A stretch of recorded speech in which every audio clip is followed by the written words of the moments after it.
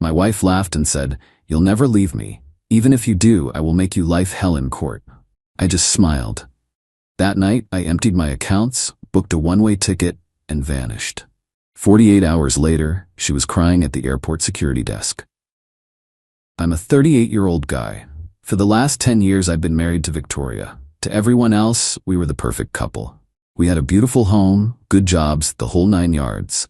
But behind closed doors, it was a different story. Victoria had a cruel streak, a special kind of casual cruelty that she reserved just for me. It was in the little digs about my job, the way she'd joke about my receding hairline in front of our friends, the constant reminders that she was the one who came from old money while I was just a guy from a working-class family who got lucky. The thing is, I'm a patient man. I'm a planner. I don't fly off the handle. For years, I told myself it was just her way. I tried to be better, to earn her respect, I guess. I paid for the majority of our lifestyle, a fact she conveniently forgot whenever she swiped her Amex on a new designer bag. My salary went into our main account, which she had full access to. Hers, from her part-time boutique job, went into her personal account. It was one of those things that seemed fair at the beginning of the marriage, but became a tool of control over time. The breaking point wasn't a huge, dramatic explosion. It was quiet. We were having dinner last Tuesday, one of those bland, silent meals that had become our norm. I brought up the idea of moving, maybe starting fresh somewhere quieter. I thought a change of scenery might help us. Victoria didn't even look up from her phone. She just laughed. It wasn't a happy sound. It was sharp and condescending. "Oh, sweetie," she said, her thumb still scrolling. "You'll never leave me." She finally looked at me, a smirk playing on her lips. "And even if you tried, I'd make your life hell in court.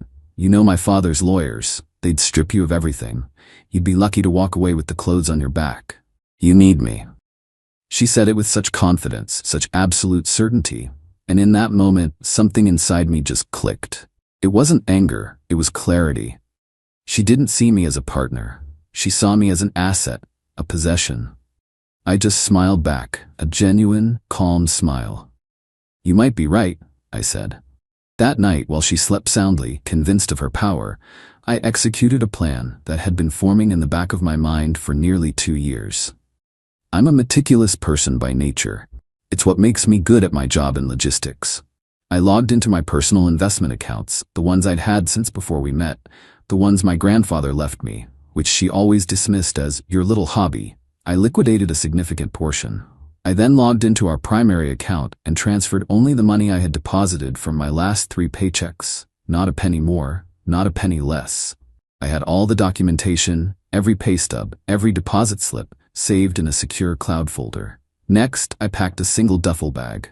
A few changes of clothes, my laptop, a hard drive, and a shoebox full of sentimental items. My dad's old watch, photos of my late mother, things that held value only to me. The last thing I did was book a one-way ticket on a 6 a.m. flight to a country halfway across the world, a place I'd always wanted to see but she'd always scoffed at. Too rustic, she'd say. Nowhere to shop. I left my car keys on the counter, next to my wedding ring. I didn't leave a note. Her words from dinner were all the explanation that was needed. I walked out of that house, the one I'd poured my sweat and savings into, and didn't look back. I took a rideshare to the airport. I've been in this new country for just under 48 hours. The air smells different here, spicier. The constant weight on my chest is gone. I feel light. This morning I got a string of frantic emails. My phone is off, but my laptop isn't. The first few were from her, angry texts forwarded to my email. "Where are you? Why is the account empty? Call me now." Then came one from my now ex-boss. Apparently, Victoria had called my office, screaming that I had stolen from her and run off, demanding they give her my location. HR got involved. It was a mess. But the cherry on top was an email from an old college buddy, Kyle, who I'd given a heads up to. He works airport security, and I'd asked him to keep an eye out. The subject line was just, "Dude, you are in deep." He said Victoria had shown up at the international terminal, demanding they track my flight.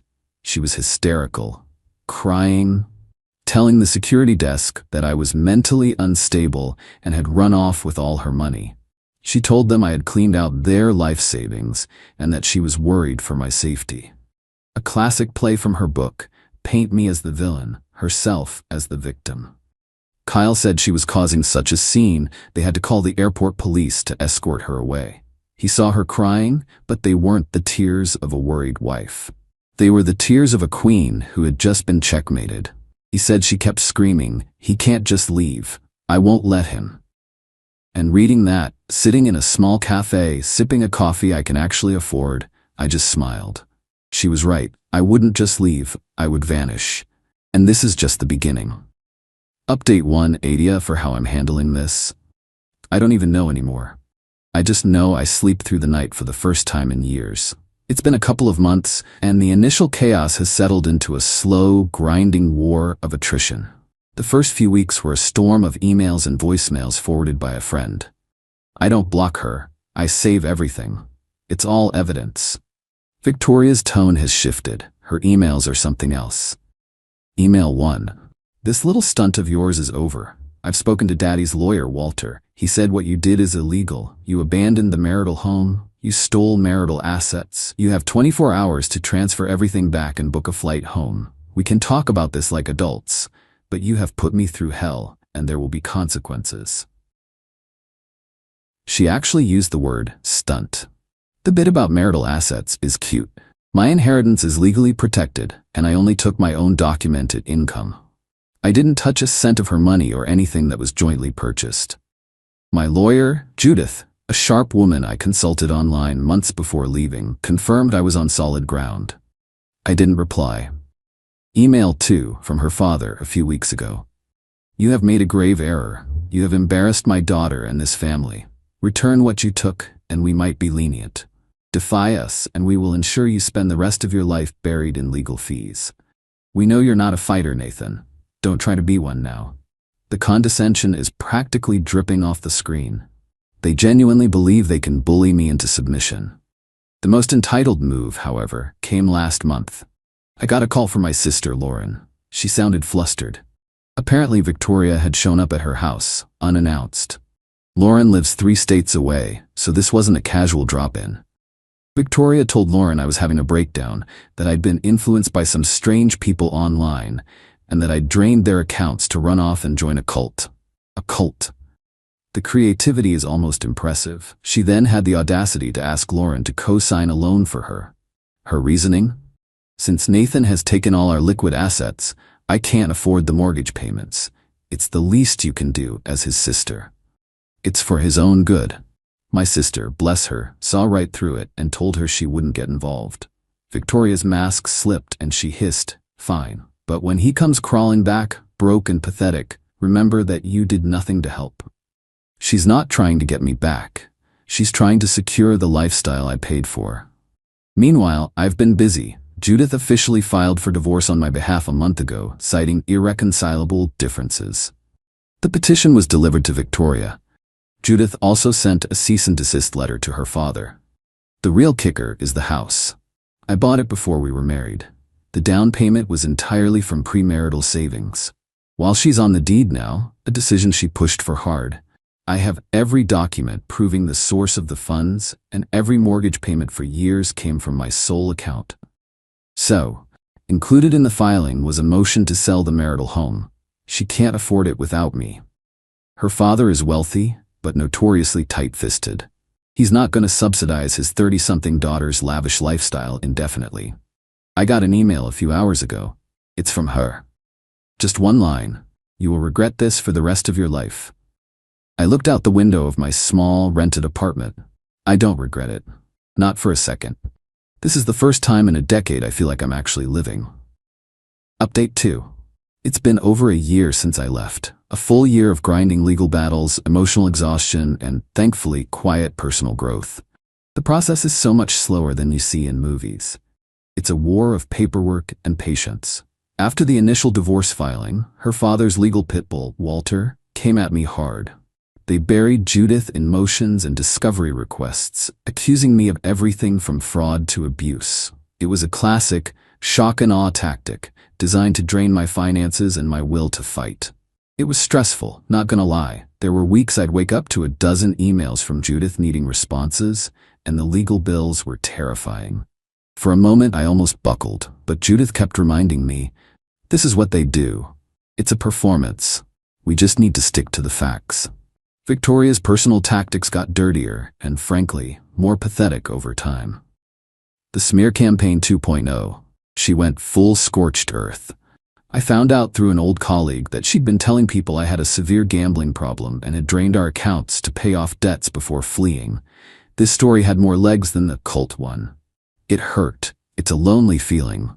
Knowing people you've known for years are choosing a dramatic lie over the quiet man they knew. The financial strangulation attempt. She tried to report my credit cards as stolen. That was a headache, but easily sorted. Her most insidious move, though, was calling my elderly father. She told him, with fake tears, that the stress of my abandonment had caused her immense health problems. She hinted, not so subtly, that she was experiencing symptoms frighteningly similar to what my mom went through before she passed away from cancer. Weaponizing my mother's death. That was the point of no return. It erased any lingering shred of doubt. It was the act of a true monster. The house saga. The fight over the house has been the central drama. The court approved the sale about 10 months ago, but Victoria has fought it every step of the way. She couldn't make the payments, so the house was deteriorating, but she refused to let it go. Her sabotage was more cunning than just leaving sprinklers on. Twice, when a serious buyer was on the hook, she would suddenly discover a major issue. Once it was a black mold scare in the basement. A paid-for inspector found nothing but mildew. Another time, she claimed there was a major fault in the foundation, forcing a costly engineering report that found nothing. Each time, the buyers walked, and the house sat on the market longer, its value dipping with every failed contract. Each incident was documented by the court-appointed agent, but the delays cost time and money. She was finally forced by court order to vacate the premises so it could be shown properly, and moved in with her parents. From what I hear, living under her father's roof as a 39-year-old divorcee has not been a pleasant experience for her. The constant legal pressure from her side was designed to make me give in and let her have the house just to make it stop. But they underestimated me. They saw a quiet man and mistook him for a weak one. I just kept my head down, worked with Judith, and let their own actions build the case against them. This wasn't about winning an argument anymore. It was about surgically removing a cancer from my life, and I had an ace in the hole I had been holding on to for a very long time. Final update, it's over. 18 months after I walked out of that house, the final decree is signed. The noise is gone. The last 6 months were about the final, brutal negotiations. The house finally sold, but for significantly less than its initial valuation, thanks to the market cooling and Victoria's well-documented sabotage. The delays, the fake mold scares, the endless legal wrangling had taken their toll. In the final division of assets, the judge was not amused by her behavior. My lawyer, Judith, presented a meticulous record of every delay, every stunt, every unnecessary cost Victoria had incurred. The starting point for the house equity was about a 60-40 split in my favor, acknowledging my premarital down payment, but also her share in the marital appreciation. However, the judge then ruled that she was personally liable for the legal fees and documented financial losses caused by her direct sabotage of the sale. When all was said and done, after her debts were paid from her share, the final distribution of cash felt a lot closer to 70-30. It wasn't a simple win. It was a victory earned through 1,000 cuts of paperwork. But that wasn't the real revenge. That was just business. The reckoning came from a different, much more personal place. Throughout our marriage, Victoria loved to boast about her eye for art. She had spent tens of thousands of my dollars on paintings from up-and-coming artists. She considered it her main contribution to our home's value. "These are investments, darling," she'd say. My legacy. About 2 years before I left, I had started to notice discrepancies in the finances, a general feeling of being taken for a ride. It wasn't one thing, but a lot of little things. On a hunch, I hired a private art appraiser, an expert in art fraud, to evaluate her collection under the guise of updating our insurance policy. I had to tell her it was a requirement for a new umbrella policy to get her to agree. The results gutted me. A significant number of the pieces she'd bought from her favorite gallery owner, a slick guy named Jeremy, were either forgeries or works from unknown artists whose prices he had artificially inflated with fake documents. He'd buy a piece for $500 and sell it to her for $10,000. She, in her arrogance, never sought a second opinion. She loved the story he spun of her being a savvy collector. Finding that out was devastating. It was proof that the contempt wasn't just personal, it was financial. It was the moment I knew the marriage was over. But I wasn't ready to act. I was still emotionally entangled, and honestly, I was scared. Seeing that concrete proof of fraud is what spurred me to start planning. It took me nearly 2 years to build the emotional fortitude and the practical escape plan. It wasn't superhuman patience, it was the slow, painful process of accepting the truth and preparing for war. I held on to that appraiser's report, my ace. During the final, bitter settlement negotiations over the house's contents, Victoria and her father were playing hardball. They were fighting over every stick of furniture and, of course, her precious art collection, which she still valued at over $200,000. This was the moment. Judith didn't submit the report to the court initially. She submitted it directly to Walter, her father's lawyer, along with a draft of a civil fraud lawsuit against both Victoria for knowingly misrepresenting marital assets, and Jeremy. We also attached a letter detailing how this information would be turned over to the IRS and the state attorney general if they didn't drop their frivolous claims immediately. The threat of a public, criminal investigation involving his daughter was the one thing her father wasn't willing to risk. His reputation was everything. He couldn't bully the IRS. Within 48 hours, their entire tone changed. They dropped all claims to the furniture, my pension, and everything else they were contesting. They wanted the whole thing to just go away.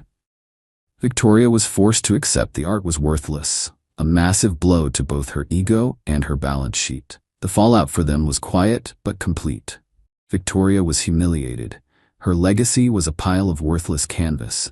The news of the fraud, which we never had to file, the threat was enough, must have leaked, because she was completely ostracized from the social circle she prized so highly. Her father was livid, not because she was cheated, but because she had embarrassed the family.